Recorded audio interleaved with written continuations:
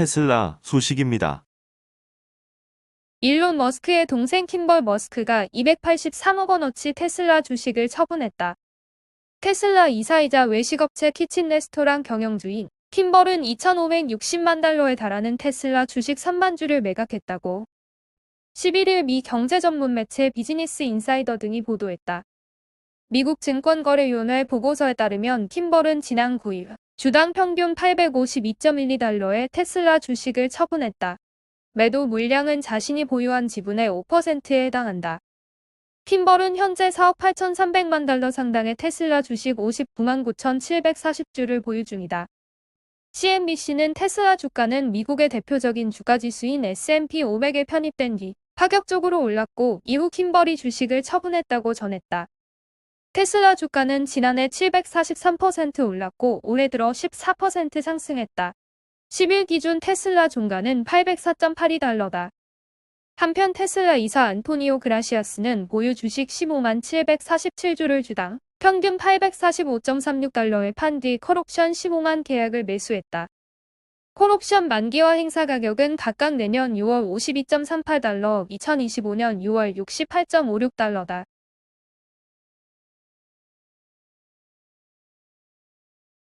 니오 소식입니다. 유럽과 중국을 중심으로 전기차 판매량이 급증하면서 코로나19 탈출 기대감이 커지고 있다. 각국의 정책 효과와 시장 규모 확대로 지난해 4분기에 이어 올해 전기차 성장률이 크게 뛰어오를 것이란 전망이 잇따르고 있다. 12일 업계에 따르면 유럽 시장의 지난해 전기차 판매량은 전년 대비 39% 증가한 306만 대로 추산된다. 상반기 판매량은 코로나19 여파로 전년 대비 15% 줄면서 주춤했지만 하반기 수요 회복과 각국의 전기차 정책으로 93% 증가했다. 전 세계 자동차 시장이 17% 감소한 것과 대비되는 결과다. 전 세계 전기차의 시장 침투율 역시 2019년 2.4%에서 작년 4.0%로 급등했다. 특히 유럽 전기차 시장은 3분기와 4분기 각각 전년 대비 178%, 230% 성장하며 시장 침투율이 11.4%까지 높아졌다.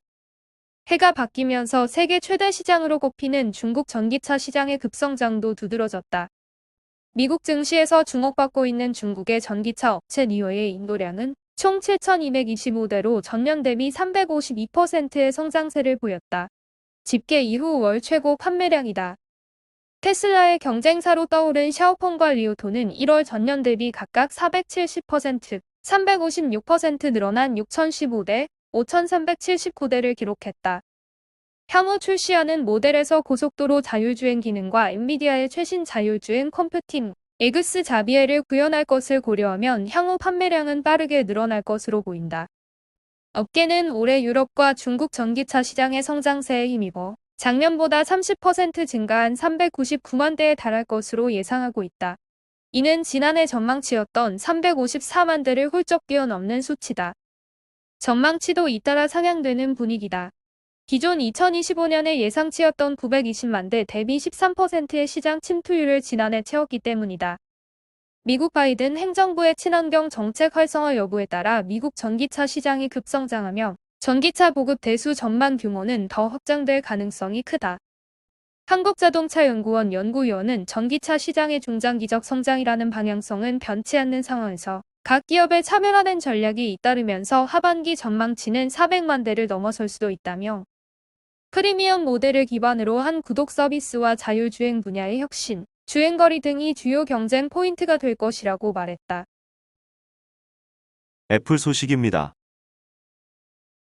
원 모어 싱 스티브 잡스 애플 창업주가 생전 아이폰 신제품 발표회 중에 즐겨했던 말이다. 잡스는 종종 발표 도중 마무리 발언을 하고 퇴장할 것처럼 하다. 신제품이나 새로운 기능을 추가로 하나 더 깜짝 공개하며 이같이 말하곤 했다. 애플 유저들은 이 같은 잡스의 새로운 발표에 매번 찬사를 보냈다. 잡스가 이처럼 원 모어 띵을 외칠 수 있었던 이유는 애플 제품의 혁신성도 있었겠지만 이를 더 극대화한 건 애플 특유의 비밀주의에 있었다는 평가다. 애플은 신제품을 직접 공개하기 전까진 대내외의 입단속을 철저히 하는 것으로 유명하다. 때문에 다른 제조사들과 달리 애플의 신제품은 좀처럼 스펙이 사전 유출되는 경우를 보기 어렵다. 이 같은 기업 문화는 애플이 그 어느 기업보다 전 세계적으로 많은 협력업체를 두고 있어서다. 아이폰, 맥북 등 제품 구동에 필수적인 반도체가 대표적이다. 지난해 애플은 그 어느 제조사보다 더 많은 반도체를 구매했다. 시장 조사 업체 가트너에 따르면 애플은 지난해 60조 원어치에 달하는 반도체를 사들였다. 2위 삼성전자보다 3배 많다. 애플은 이처럼 수많은 국가의 다양한 업체와의 협력 관계를 가지고 있기 때문에 어느 기업보다 유출에 대한 리스크가 높다. 애플은 이 때문에 악명 높은 비밀 유지 계약을 협력사에 요구하는 것으로 알려졌다.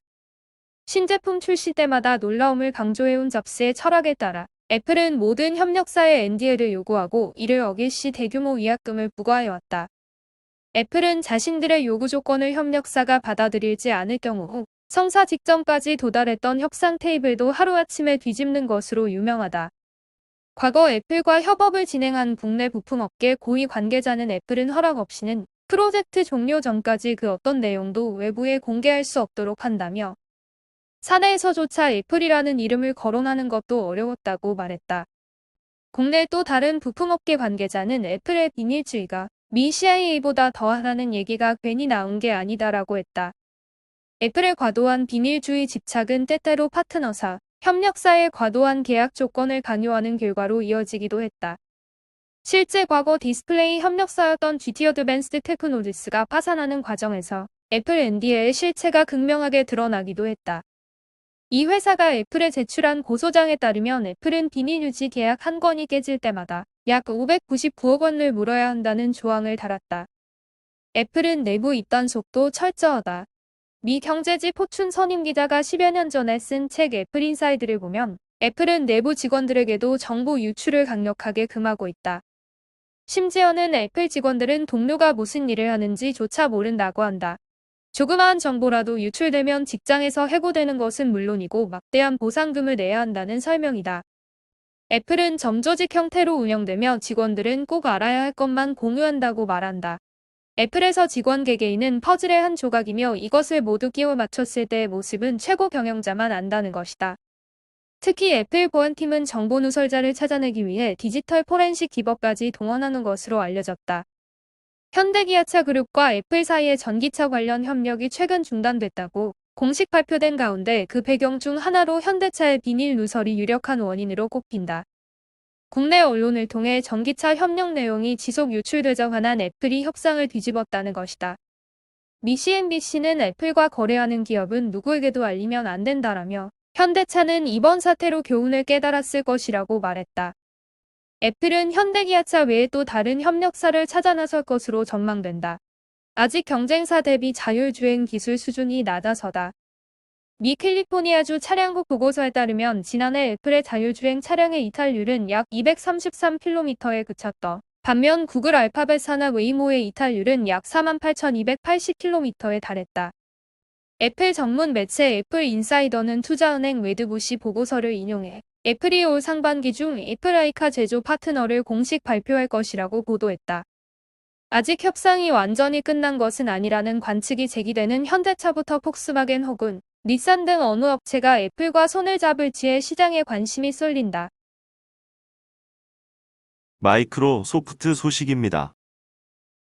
11일 파이낸셜 타임스는 익명의 소식통을 인용해 MS가 최근 몇 달 동안 핀터레스트를 인수하기 위해 접근했다고 보도했다.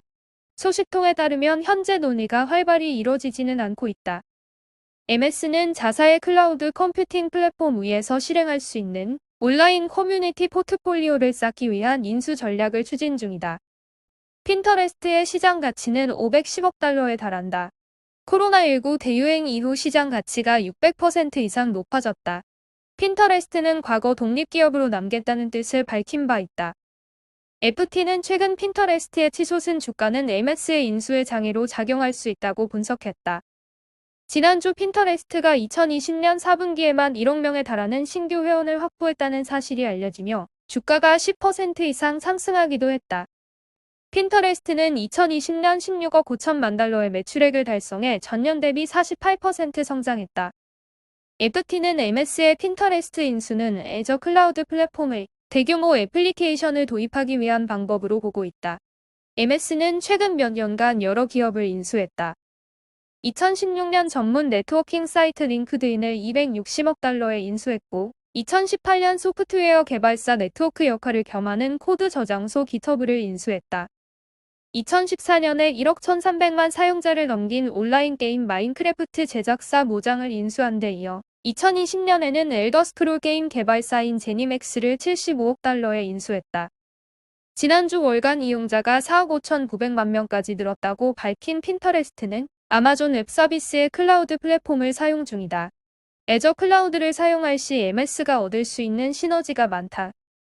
FT는 핀터레스트가 수백만 명의 사용자들이 관심 있거나 구입하고 싶은 물건에 이미지를 올리는 소셜 미디어이기 때문에 MS 마케팅 서비스 고객들에게 중요한 데이터 소스로 활용할 수 있으며 MS의 인공지능 시스템을 훈련하는 원료 역할을 할 수 있다고 분석했다.